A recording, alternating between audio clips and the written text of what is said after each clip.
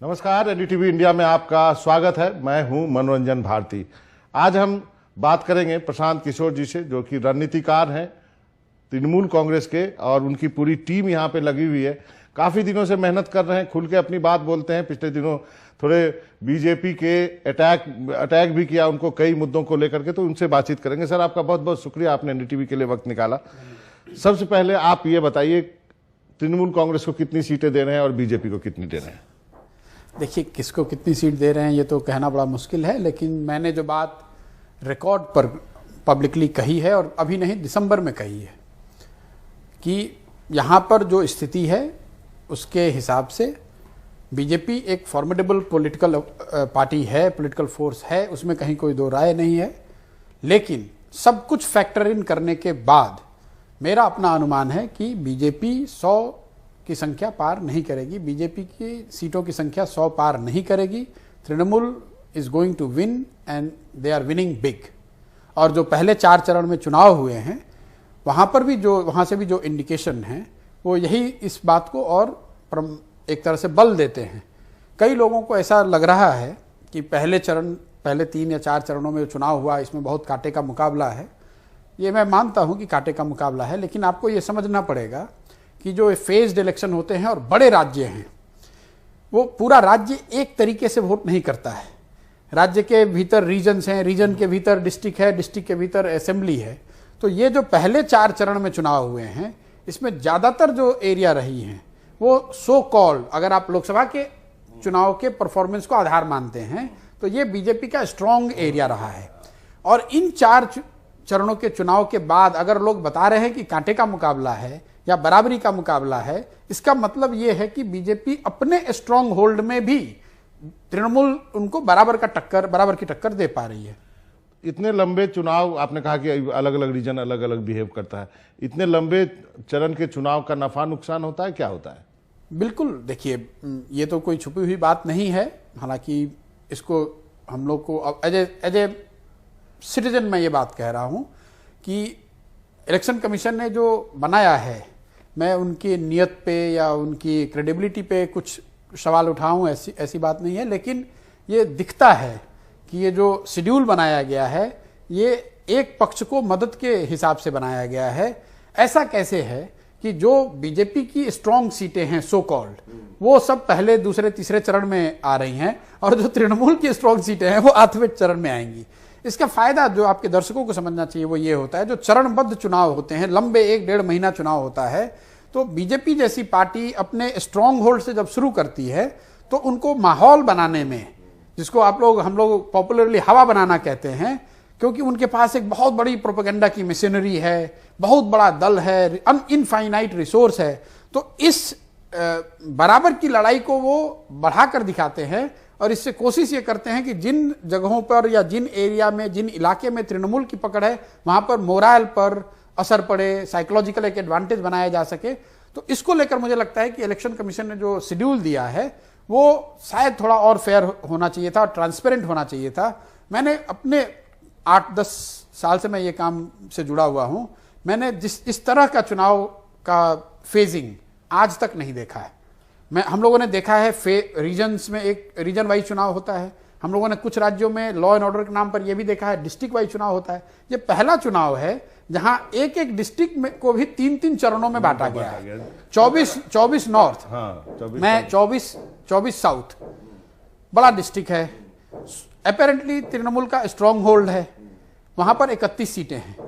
वो एक district 3 round में पोल किया गया है। कलकत्ता में भी एक जगह पोलिंग हो रही है, दूसरी जगह पोलिंग नहीं तो हो रही। ये बड़ा आश्चर्य है। और आप लोग पत्रकारों को, या ये जनरल डिस्कशन की बात है कि election commission should be asked कि भाई on what basis you have done this kind of scheduling. तो मैं अमित शाह की प्रेस कॉन्फ्रेंस में था, उसके बाद डीब्रीफिंग में भी था। उनका मानना है कि वो 200 सीटें जीत रही है। तो ऐसे में आप भी कह रहे हैं कि आपकी सरकार बनी है, बीजेपी भी कर रही है, मतलब आपने तो अपना सब कुछ दांव पे लगाया हुआ। फिर नहीं, देखिए, अमित शाह जी बहुत बड़े नेता हैं, इलेक्टोरली काफी सक्सेस भी उनके खाते में है। पिछले 5-7 सालों में कई चुनाव में बीजेपी की जो जीत हुई है उसका सीधा श्रेय उनको दिया जाता है। ये बहुत बड़ी सच्चाई है। लेकिन एक सच्चाई का एक पहलू ये भी है कि बहुत सारे चुनाव में अमित शाह जी ने ऐसे दावे करे हैं। रिसेंटली में उन्होंने दिल्ली में ऐसे दावे किए थे, झारखंड में ऐसे दावा किया गया था, हरियाणा में दावा किया गया था। और सारी उनकी, देखिए अमित शाह ऐसा कह रहे हैं, उसमें कोई गुरेज नहीं है। आप उनकी बात को दिखा रहे हैं, इससे भी मेरा कोई गुरेज नहीं है। लेकिन उनकी बात को कोई प्रोफेटिक भविष्यवाणी मान लेना, वो मुझे लगता है कि ठीक नहीं है।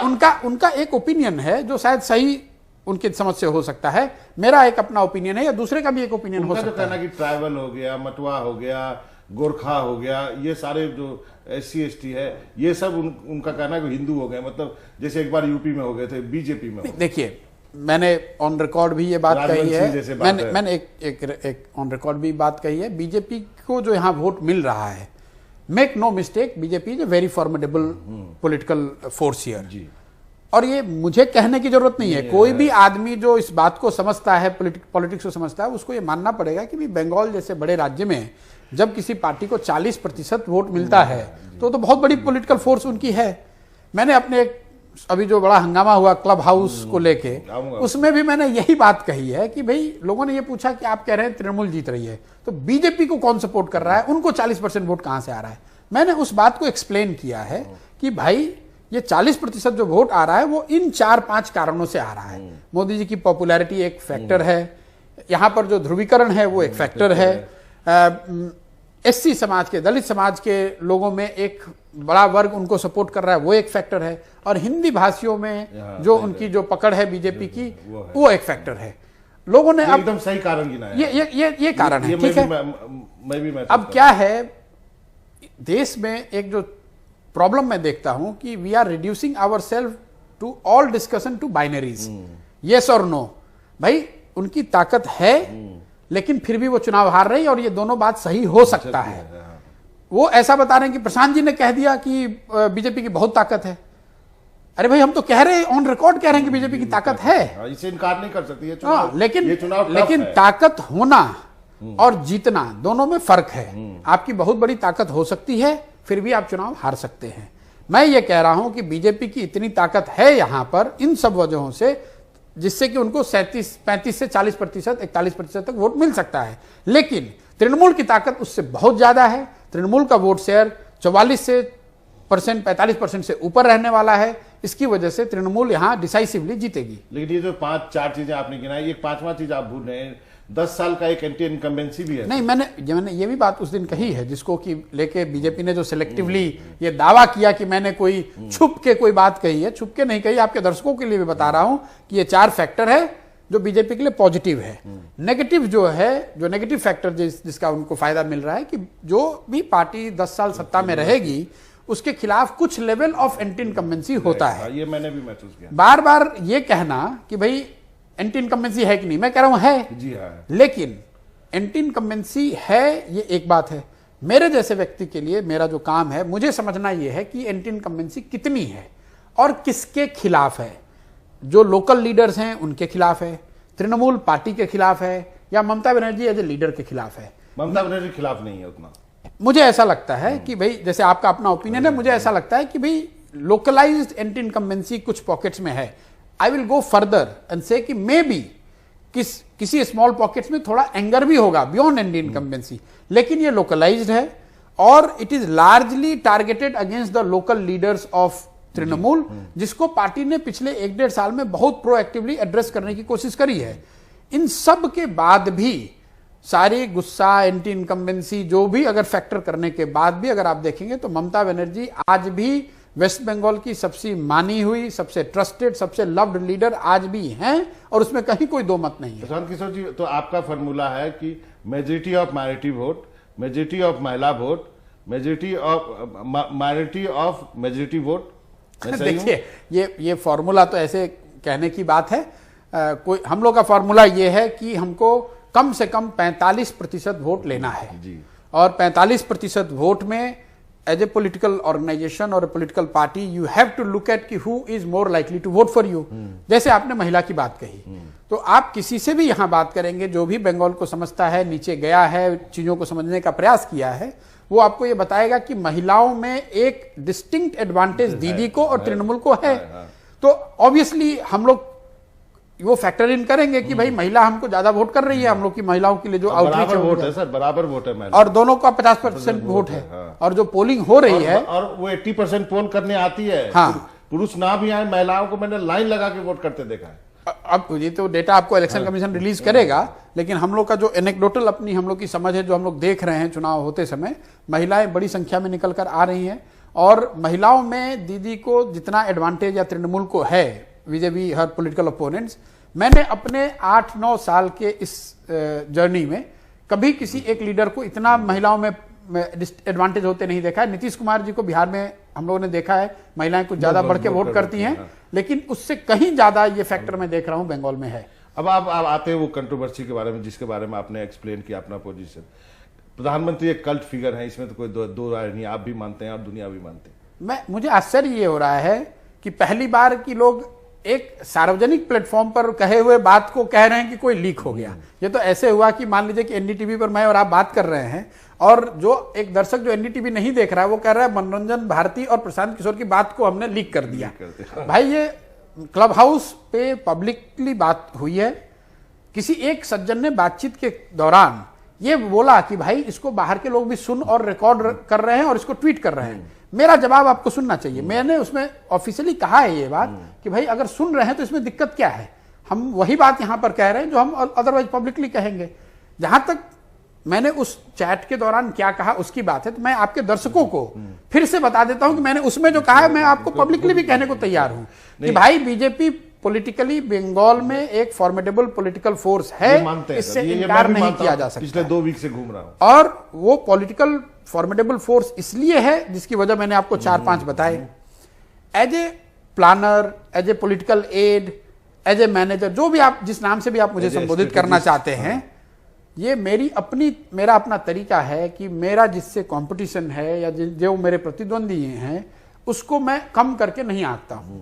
अगर मेरी टीम या मेरे लोग या मेरा असेसमेंट ये बता रहा है कि बीजेपी या मोदी जी की पॉपुलैरिटी 40 है, तो मैं अपने मॉडल में उसको 50 करके आता हूं। अपने टीम को मैं ये बताता हूं कि भाई अगर ये 40 समझो कि मोदी जी बहुत रैली करेंगे, 40 बढ़ के 50 हो जाएगा, उस स्थिति में हम लोग कैसे जीतेंगे वो प्रिपेयर। और मुझे लगता है कि आप नीति की बात कह लीजिए, प्रूडेंस की बात कह लीजिए या प्रोफेशनल प्रैक्टिसेस की बात कह लीजिए, ये सब आपको ये बताता है कि आपको अपने अपोनेंट को अंडर एस्टिमेट नहीं करना चाहिए। बहुत सारे लोग ने सोशल मीडिया में लिखा कि प्रशांत किशोर के दिल में अभी भी मोदी रहते हैं, पीएम बुलाएंगे तो आप चले जाएंगे। देखिए, किसके दिल में कौन रहते हैं, मैं कोई हनुमान तो हूं नहीं कि फाड़ कर दिखा दूं। किसके दिल में, यू हैव टू जज a person with his act not with his words. तो एक बड़ी पुरानी मतलब जो फेमस एक कहावत है कि व्हेन इन डाउट जज a person by his act not by his words.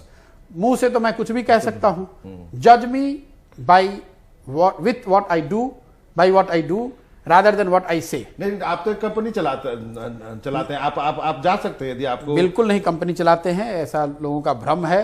कोई कंपनी नहीं चलाते हैं, ये मेरे कोई पिताजी की कंपनी नहीं है, मेरी कंपनी नहीं है। एक प्लेटफॉर्म है जो लड़के काम करते हैं, एक विधा है, एक नई चीज है जिसको कर रहे हैं, ऐसा कुछ नहीं है। जैसे आपको अमरिंदर ने बुलाया, तो ऐसे यदि बीजेपी स्टेट कोई बुलाएगा तो नहीं जाएंगे? नहीं, बिल्कुल। अब ये जाएंगे, पहली बात कि बीजेपी जैसी बड़ी पार्टी को उनको कोई जरूरत नहीं है हमारे जैसे साधारण लोगों की। तो शुरुआत आपने वहीं से की, आपने बिल्कुल सिखा ठीक दिया है उनको फिर सब नहीं, मैंने भाई उन्होंने मुझे सिखाया कि मैंने उनको सिखाया, ये तो सब्जेक्टिव बात है।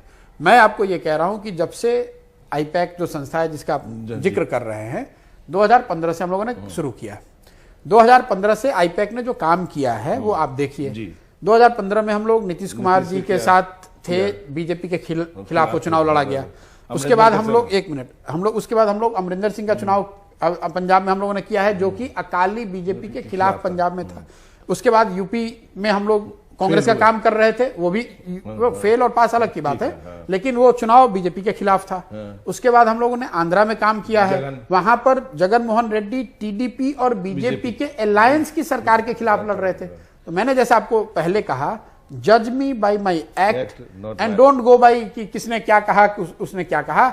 आईपैक जब से बनी है तब से हम लोग तो एक ही साइड कर रहे हैं काम, लेकिन आप मानने को तैयार नहीं हैं और आप ये हमेशा बनाते रहेंगे कि नहीं, अरे ये तो बीजेपी में जाएंगे, ये तो मोदी। अपोनेंट की क्षमता को समझना, एसेस करना, उसको अपने रणनीति में या अपने एक्ट में समाहित करना उसका फैन होना नहीं है। दो छोटे छोटे सवाल है सर। तो आपकी कंपनी जो काम करती है तो भाई मेरी कोई कंपनी नहीं जो भी है। आईपैक जो काम करता है तो पार्टी के बीच कैसे कोऑर्डिनेट करते हैं? कई बार कहा गया कि प्रशांत किशोर बहुत हावी हो गए, वो अब नेताओं को ये भी बताते हैं कि आपको ये पहनना है, ये बोलना है, ये सब बातें भी आई है। देखिए ऐसा है कि मीडिया तो एक अनुमान के आधार पर या जो लोग लिखते हैं वो अनुमान के आधार पर लिखते हैं, उनका ये काम है। मेरा उनसे कुछ मतलब झगड़ा नहीं है इस बात को लेके। जो मेरे से ये सवाल बार बार पूछा जाता है कि आप क्या करते हैं, मैं आपको ये कह रहा हूं कि वो सब करते हैं जो कि पार्टी और मेरे ज्वाइंट अंडरस्टैंडिंग में जिस हम लोग को लगता है कि ये करने से चुनाव को जीतने में हमें फायदा होगा।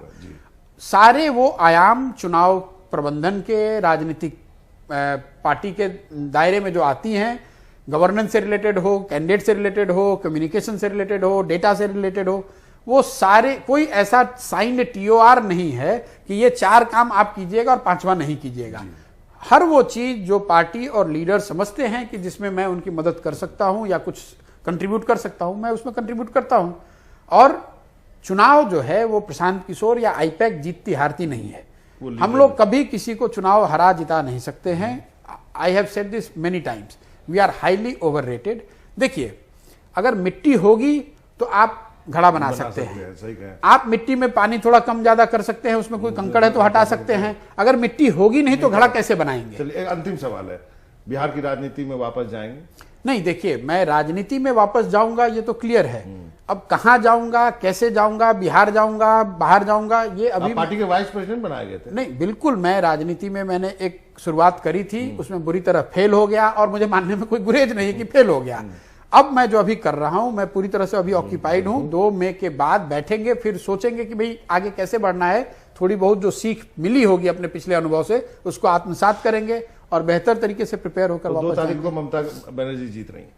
मेरा ऐसा बिल्कुल मानना है कि ममता बनर्जी जीत रही हैं और बड़े मार्जिन से जीत रही हैं। प्रशांत किशोर जी, आपका बहुत बहुत शुक्रिया, आपने एनडीटीवी इंडिया के लिए वक्त निकाला। आपका धन्यवाद। Thank you. Thank you sir.